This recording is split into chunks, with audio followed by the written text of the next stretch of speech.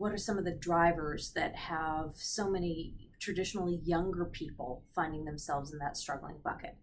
Well, there's no great surprise. When you're younger, chances are you are earning a lower income simply because you are at the beginnings of your working life. Chances are you may be carrying some student debt or a lot of student debt, depending on what you've done or what your training has been. Or if you have not been able to access higher education or skills training, then you're already set up for a difficulty around earning a lower income because you're unskilled. So all of that speaks to it. But there are some other factors that really have a lot to do with the way Canada and things have changed in this country over the last several generations. So where access to housing, whether the rental market or buying into the market, was something that you could do on what we consider a middle income, or you didn't need to have a high income relative to common poverty statistics. That wasn't necessary.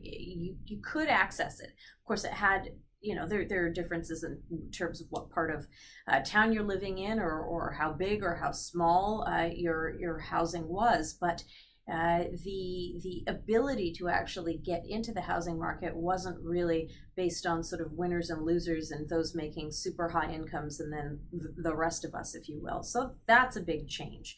When we think about what our grandmothers and grandfathers and parents had to earn and how much they had to save in order to put down a down payment on a house, particularly in Canada's urban centers, Toronto, Vancouver, it's a completely different story.